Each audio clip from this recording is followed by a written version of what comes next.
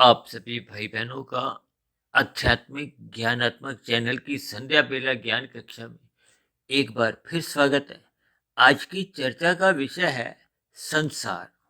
लेकिन संसार के नीचे ही हमने देखिए एक शब्द लिखा है रजोगुनी और एक शब्द लिखा है तमोगुनी। क्योंकि प्रकृति के तीन गुण हैं, तमोगुण, रजोगुण और सतोगुण।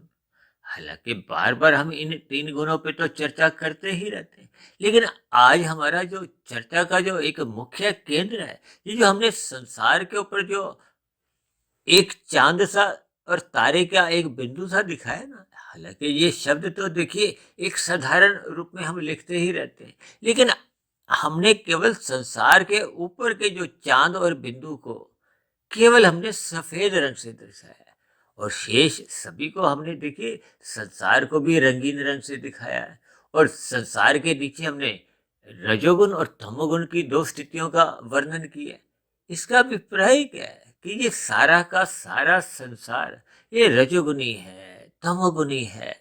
वर्तमान समय में तो देखिए कलयुग चल रहा है। अब कलयुग जैसे जैसे आगे बढ़ता जा रहा है, हालांकि कलयुग की आयु तो 4,32,000 वर्ष शास्त्रों में कही गई है, और जबकि उस 4,32,000 वर्ष में से तो अभी मात्र 5,120-25 वर्ष ही एक बीती है। और शेष अभी कलयुग की आयु जो अभी रहती है वो तो बहुत लंबी रहती है। क्योंकि चित्र में ही हमने ऐसा दर्शाया है कि ये कलयुग में रजोगुण की और तमोगुण की ही एक विशेष गुण पाए जाते हैं। सतोगुण की गौणता होती है। इसलिए तो हमने संसार के ऊपर जो हमने एक चांद दिखाया है, एक बिंदु सा दिखाया है, उसको आप चांद की रोशनी समझ सकते हो, और तारे को भी आप सामान्य सी रोशनी समझ सकते हो। अब देखिए ना, सूरज की रोशनी में ही हम लोगों को सही सही दिखाई देता है। अब चांद की रोशनी में तो आपके हमारे लिए कोई पढ़ना भी संभव नहीं है। सूर्य की रोशनी में तो हम फिर भी बाहर किताब लेके कापी लेकर हम पढ़ लिख सकते हैं। ये सभी स्थितियां आप और हम अपने जीवन में देखते ही हैं। या दूसरे सरल शब्दों में आप यूं भी समझ सकते हो कि तारों का एक प्रकाश 1% के बराबर है, चांद का प्रकाश 10% के बराबर है, और सूर्य का प्रकाश 100% के बराबर है। इन सभी को हम सापेक्ष दृष्टिकोण से अपने जीवन में समझ सकते हैं। अक्सर हमारी इस आध्यात्मिक ज्ञानात्मक चैनल पे जो प्रतिदिन सुबह शाम वीडियो आती हैं, इनमें अक्सर हम देखिए तमोगुण, रजोगुण और सतोगुण की चर्चाएं करते हैं। क्योंकि प्रकृति के तीन गुणों के बारे में कहा गया है कि तमोगुण से 10 गुना अच्छा रजोगुण है, रजोगुण से भी 10 गुना अच्छा सतोगुण है। ये सापेक्ष दृष्टिकोण से कहा जाता है। इसलिए हम तमोगुण को 1, रजोगुण को 10 और सतोगुण को 100 अंकों से एक परिभाषित करते हैं, ताकि इन गुणों का जो एक खेल है वो आपको हमें समझ में आ जाए। हम आर्थिक दृष्टिकोण से अधिक जिसमें मूल्य होता है, अब जैसे 1 का सिक्का है, 10 का सिक्का है, 100 का नोट है। अब ऐसी स्थितियों में हमें 100 का नोट को उठाने में ही एक भलाई है। उठाने का अभिप्राय क्या है कि हमें सतोगुण का संग करना चाहिए। जबकि आज हमने देखिए क्या स्थिति दिखाई है संसार में, नीचे तमोगुण और रजोगुण की ही स्थितियां दिखाई हैं। सतोगुण को तो हमने केवल एक चांद का और एक तारे का एक संकेतात्मक चिन्ह से दर्शाया। इन सभी शब्दों के हमें भावार्थ समझने होंगे। इनके रंगों का एक जो संदेश है वो आपको हमें समझना होगा कि वर्तमान समय जो कलयुग चल रहा है, जिसकी अभी आयु लगभग 5,120-25 वर्ष ही बीती, और शेष कलयुग आना तो बाकी है। जब वर्तमान समय ही हम जो परिस्थितियां समाज में, भारत में ही, विदेशों में भी जो देख पा रहे हैं, उन स्थितियों से ऐसा बोध होता है कि मनुष्य का सत्संग घटता जा रहा है। सत्संग घटने का अभिप्राय सतोगुण की न्यूनता होती जा रही है। सतोगुण की न्यूनता होने के कारण ही हमने देखे इस संसार में रजोगुण और तमोगुण की ही स्थितियों पर हमने अपना एक वीडियो का चित्र बनाया है। क्योंकि देखिए तमोगुण की प्रधानता तो आप घर घर में देख रहे हो। हर घर में देखिए कहीं ना कहीं दुख क्लेश बने रहते हैं। क्योंकि तमोगुण का अभिप्राय देखिए क्लेश से जोड़ा जाता है, दुखों से जोड़ा जाता है, अज्ञानता से जोड़ा जाता है। अज्ञानता का यहाँ अभिप्राय देखिए आध्यात्मिक ज्ञान से है। भले ही भौतिक ज्ञान के स्तर पर हम कितनी भी ऊंचाइयों को छू लें, लेकिन आध्यात्मिक ज्ञान की न्यूनता होती जा रही है। आज पढ़े लिखे लोग भी देखिए अंधविश्वासों में अपने आप को जकड़ा हुआ महसूस करते हैं, क्योंकि उन्हें शास्त्रों का ज्ञान नहीं है।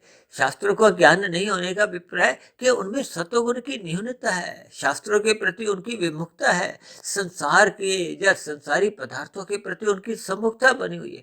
क्योंकि कलयुग को देखिए पदार्थों से भी जोड़ा जाता है, नींद से भी जोड़ा जाता है। आज लोगों को देखिए एक नींद लेने की जो एक स्थिति है वो भी बढ़ती जा रही है, लोगों के भोग बढ़ते जा रहे हैं। यानी कि आपके हमारे जीवन में रजोगुण और तमोगुण की ही प्रधानता एक साधारण स्तर पर देखी जा सकती है। अब तमोगुण की स्थितियों में देखिए लोग मादक पदार्थों का सेवन अधिक करते हैं। आज राशि भोजन लोगों के घरों में आम बनता हुआ दिखाई देता है, जिसको एक सामान्य स्तर पर एक महत्ता दी जाती है। और विशेष रूप से तो देखिए ब्याह शादियों में जितने भी पकवान बनते हैं उनमें राशि तत्वों की ही प्रधानता होती है। देखिए जब हम तला भुना अधिक पदार्थ खाते हैं और उनमें देखिए एक कड़वापन, तीखापन, खट्टापन, ये मीठा, ये सभी स्थितियां देखिए राशि मानी जाती है, जिसमें हम स्वाद को अधिक महत्व देते हैं। पदार्थों के गुणों को हम महत्व नहीं देते, क्योंकि जब हम पदार्थों को अधिक स्वादिष्ट बनाने के लिए अधिक घी में उसमें वसा अधिक डालकर उसको स्वादिष्ट बनाते हैं, अधिक भूनते हैं, अधिक तलते हैं, ये सभी स्थितियां देखिए आपके हमारे घरों में भी आज एक स्थितियां ऐसी बढ़ती जा रही हैं। मनुष्य को तली हुई चीजें खाने का एक शौक बढ़ता जाए, तो ये सभी रहस्य स्थिति है। आज संसार में देखिए मेलों के प्रति आकर्षण है। ये मेलों का अभिप्राय देखिए माल से आप समझ सकते हैं, क्योंकि वर्तमान युग में देखिए बड़े बड़े शहरों में तो कितने ही महल आप देख सकते हो, और पदार्थों का तो देखिए 24/7 जगह जगह लिखा होता है। इसका अभिप्राय क्या है कि मनुष्य का रजोगुण बढ़ता जा रहा है। रजोगुण और तमोगुण ये दोनों का देखिए चोली दामन का साथ है, क्योंकि तमोगुण 1 की स्थिति है, रजोगुण 10 की स्थिति है। इनको अक्सर हम देखिए पड़ोसी भी कहते हैं, क्योंकि संसार में आप और हम अपने स्वयं के जीवन में देखते ही हैं कि या तो हमारे जीवन में तमोगुण की प्रधानता होती है या रजोगुण की प्रधानता होती है, और सतोगुण की तो अति गौण स्थिति होती है। अक्सर बार बार कहा जाता है ना कि रजोगुण और तमोगुण इन दोनों ही स्थितियों से सत्वगुण की दूरी बहुत अधिक है, क्योंकि 1 और 10 तो देखिए पास पास है, और 100 की दूरी तो अधिक दूरी पे है। और परमात्मा के लिए हम विशुद्ध सत्वगुणी सत्ता कहते हैं, तो उसको हम अक्सर देखिए सत्वगुण से भी 10 गुना अच्छा समझाते हैं, इसलिए उसको हमने 1000 अंकों से परिभाषित करते हैं। देखिए ये एक सापेक्ष दृष्टिकोण से एक महत्ता के आधार पर हमने एक अंकों से एक इनका एक आधार रखा है, ताकि हम बात को समझें। अब विशुद्ध सत्वगुणी सत्ता का अभिप्राय आत्मा से भी आप ले सकते हो, परमात्मा से भी ले सकते हो, यानी कि ये चेतन सत्ताएं हैं। क्योंकि माया तो देखिए जड़ है, तमोगुण, रजोगुण और सत्वगुण ये तीनों जड़ सत्ताएं हैं। और ये तो सापेक्ष दृष्टिकोण से कहा जाता है कि तमोगुण से 10 गुना अच्छा है रजोगुण, रजोगुण से 10 गुना अच्छा सत्वगुण। इसके अभिप्राय ऐसे भी माने जाते हैं कि हमें प्रकृति के विषय भोगों को धर्मानुसार मेहनत करके, श्रम करके, पुरुषार्थ करके हमें भोगना है। तो ये एक रजोगुण की स्थिति होती है। रजोगुण को क्रिया से जोड़ा जाता है। जब हम रजोगुण में स्थित होते हैं तो हम अन्य मनुष्यों को दुख नहीं देते, लेकिन अपने सुख को सुनिश्चित कर लेते हैं। जबकि तमोगुण में तो हम छीना झपटी करते हैं, हेरा फेरी करते हैं, दूसरे के हिस्सों को हम खाते हैं, यानी कि दूसरों का हक मारते हैं। ये सभी स्थितियां क्या है? देखिए छल कपट कहो, हेरा फेरी कहो, चोरी डकैती या विभिन्न प्रकार के अपराध की स्थितियां कहो, ये सभी तामसी स्थिति हैं। जब हम कानूनी रूप से अपराध करते हैं तो ये भी देखिए एक पाप कर्म ही माना जाता है। जब हम शास्त्रों के विरुद्ध निषेध कर्म करते हैं वो भी पाप श्रेणी में आते हैं। तो ये सभी तामसी स्थितियां मानी जाती हैं। जबकि सतोगुण की अति गौण स्थिति, क्योंकि 1 और 10 देखिए पास पास है, और 10 और 100 की दूरी अधिक है, और 10 से 1000 की दूरी तो देखिए और भी अधिक दूर पे है। ये सभी स्थितियों में हमें भावार्थ समझने होंगे। हम जिस संसार में अपना जीवन बिता रहे हैं, आज आपके हमारे घरों में देखिए सुख सुविधा के साधन बढ़ते जा रहे हैं, उन सुख सुविधा के साधनों का हम अधिक से अधिक भोग करते हैं। इसके फलस्वरूप आपका हमारा जो श्रम है वो घटता जा रहा है। आज वॉशिंग मशीन है, मिक्सी है, यानी कि आपके हमारे घरों में ये विभिन्न प्रकार के जो एक आधुनिक उपकरण आने से आपके हमारी क्रियाशीलता में कमजोरी आ गई है। इसके फलस्वरूप हम देखिए खाने पीने में तो देखिए हमने अपना सात्विक भोजन छोड़ के राजसिक भोजन बना लिए, या आजकल तो देखिए तामसिक मादक पदार्थों का भी देखिए एक अधिक सेवन होता जा रहा है, मांसाहार भोजन का अधिक प्रचलन बढ़ता जा रहा है। इसी तरह मादक पदार्थों में शराब, सिगरेट और भी देखिए गुटखा, तंबाकू जैसी विभिन्न स्थितियों में लोगों को आप देखते ही हो। तो ये सभी तामसिक स्थिति हैं। ये सभी स्थितियाँ आपको हमें क्या करती हैं? आपकी हमारी आयु भी घटाती हैं, हमें अचेत करते हैं। अचेत होने का अभिप्राय क्या है? कि हम प्रमाद में रहते हैं।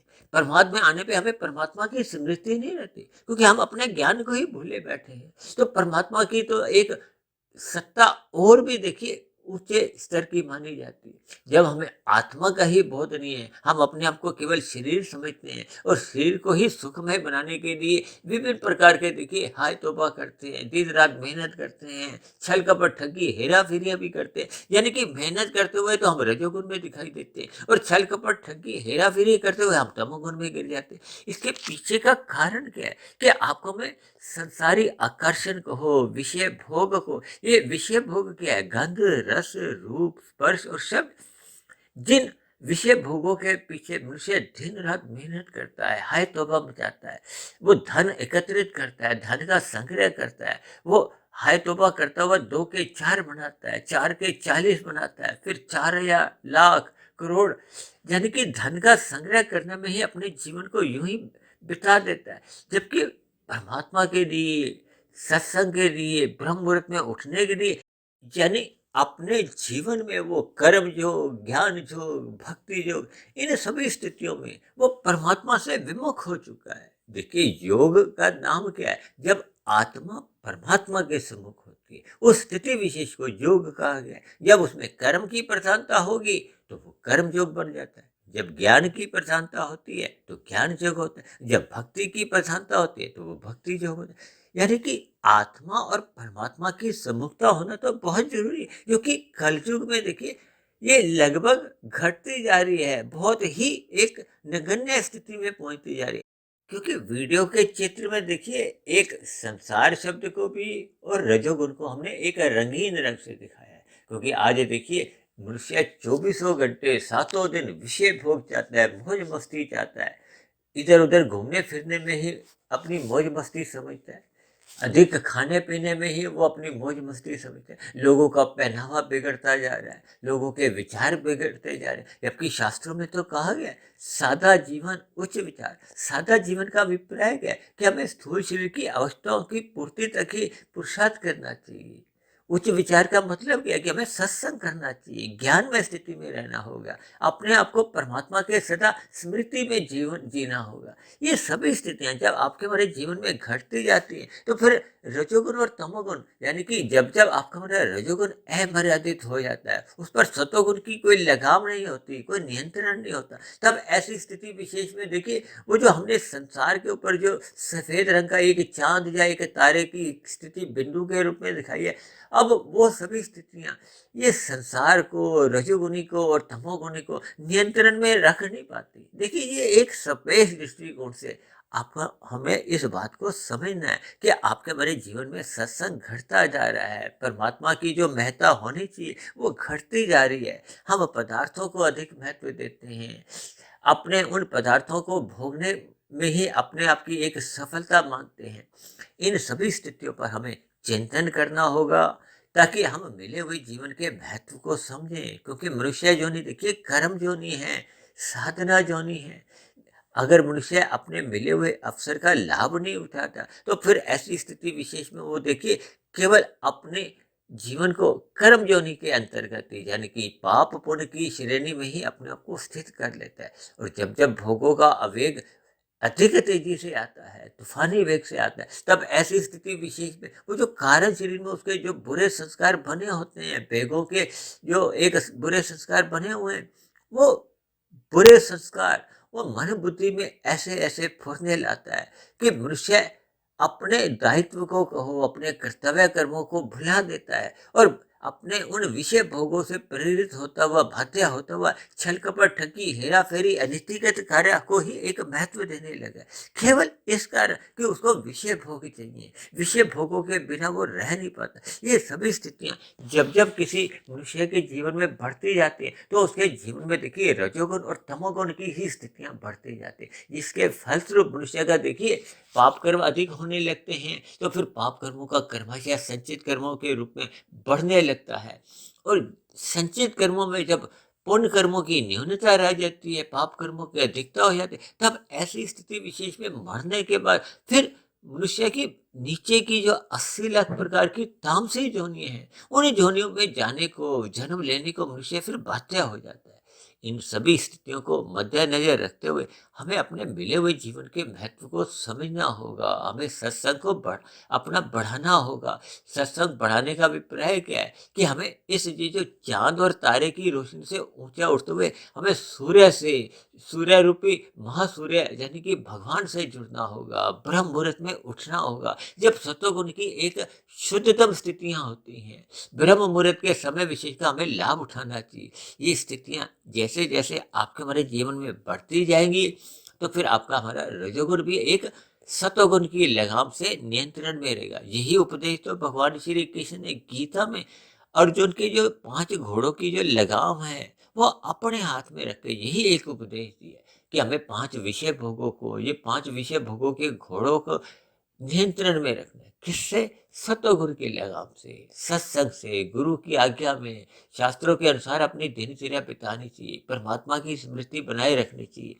इन सभी स्थितियों के हमें भावार्थ समझने होंगे। अपने मिले हुए जीवन को रजोगुण और तमोगुण से ऊपर उठाते हुए सत्वगुण का संग करना होगा, ब्रह्म मुहूर्त में उठना होगा। तो ऐसे ही सभी शुभ स्थितियां आपके हमारे जीवन में भी बने, ताकि आपका हमारा मिला हुआ जीवन सात्विक बनता जाए। सात्विक बनते बनते आपकी हमारी आध्यात्मिक यात्रा आरंभ हो। क्योंकि भौतिक उन्नति मनुष्य अपने जीवन में जितनी भी कर लेता है, वो तो मरने के बाद भी समाप्त समझी जाती है। और अक्सर ऐसा माना जाता है कि की गई भौतिक उन्नति का भी वो पूर्ण भोग अपने मिले हुए जीवन में कर नहीं पाता, क्योंकि प्रौढ़ अवस्था के बाद आपकी हमारी भोग्य इंद्रियां कमजोर होने लगती हैं। लेकिन फिर भी देखिए, मृत्यु के साथ ही ये भौतिक उन्नति शून्य मानी जाती है। यानी कि भौतिक उन्नति हम जितनी भी कर लेते हैं, वो मरने के साथ ही समाप्त समझी जाती है। जबकि आध्यात्मिक उन्नति कर्म योग के रूप में, ज्ञान योग के रूप में, भक्ति योग के रूप में हम कार्य शरीर में जितने शुभ संस्कार बना लेते हैं, वो मरने के बाद भी सुरक्षित बने रहते हैं। जो पुनः हमें एक मनुष्य जोनि का ही अवसर मिलता है। यानी कि मरने के बाद मनुष्य अधोगति से भी बच जाता है, और बार बार जब उसको मनुष्य जोनि की ही प्राप्ति मिलती है, तो फिर वो अपनी आध्यात्मिक उन्नति में एक निरंतर एक तरक्की करता है, उन्नति करता है। यानी उन्नति करता करता वो एक ऐसी पूर्ण स्थिति को पा लेता है, जब वो मायातीत की स्थिति बन जाती है। मायातीत की स्थिति का अभिप्राय क्या है कि कारण शरीर पूर्ण रूप से शुद्ध हो जाता है। अब ऐसी स्थिति विशेष में आत्मा के ऊपर जो कारण शरीर की अशुद्धियों के कारण जो आवरण थे, वो समाप्त हो जाते हैं। आत्मा अपने मूल स्वरूप में लौट आती है। तब ऐसी स्थिति विशेष में स्थूल शरीर के मरने पे नया भौतिक जन्म का कोई कारण नहीं बचता, क्योंकि कारण से समाप्त हो गया है, या प्रकृति में लीन हो गया है, या दूसरे सरल शब्दों में आत्मा के ऊपर अब किसी भी प्रकार का भौतिक आवरण नहीं होता। तो ऐसी सभी शुभ स्थितियां जब मनुष्य के जीवन में बन पाती हैं, तो फिर वह मनुष्य मायातीत की स्थिति को प्राप्त हो। स्थूल शरीर के मरने पे फिर उसे आध्यात्मिक शरीर की प्राप्ति होती है। वो मोक्ष काल में चले जाता है, और फिर लंबे समय के लिए अनन्वय स्थिति में वो एक परमात्मा के सानिध्य में अपना जीवन बिताता है। तो ऐसी सभी शुभ स्थितियां आपके हमारे जीवन में तभी बन पाती हैं, जब मनुष्य सत्संग को अधिक महत्व देता है, सात्विक दिनचर्या बनाता है, रात को जल्दी मोहनात्मक स्थितियों का संग नहीं करता, वह रात को जल्दी सो जाता है, और सुबह ब्रह्म मुहूर्त में उठकर परमात्मा का ध्यान लगाते हुए अपनी सात्विक स्थिति मजबूत करता रहता है। तो ऐसी सभी शुभ स्थितियां आप सभी भाई बहनों के जीवन में भी जल्द से जल्द बनने लगे। इन्हीं शुभकामनाओं के साथ चर्चा विशेष को यही विश्राम देते हैं। कल सुबह फिर मिलते हैं ब्रह्म मुहूर्त उपदेश कक्षा में। तब तक आप अपने आध्यात्मिक मित्र सुधीर भाटिया फकीर को इजाजत दें। आप सभी भाई बहनों को बहुत बहुत शुभ रात्रि और सुबह ब्रह्म मुहूर्त में उठने के लिए मेरी ओर से आप सभी भाई बहनों को बहुत बहुत शुभकामनाएं। फिर भी वीडियो संबंधित आपके मन में यदि कोई प्रश्न हो, मेरे कहे गए शब्दों पर आपको कोई आपत्ति हो, तो इन सभी बातों को आप नीचे दिए गए कमेंट्स बॉक्स पर जाकर अपने प्रश्न, अपने सुझाव या अपनी शिकायत भी लिख सकते हो। तो अब चर्चा विशेष को ध्यानपूर्वक सुनने के लिए आप सभी भाई बहनों का बहुत बहुत धन्यवाद।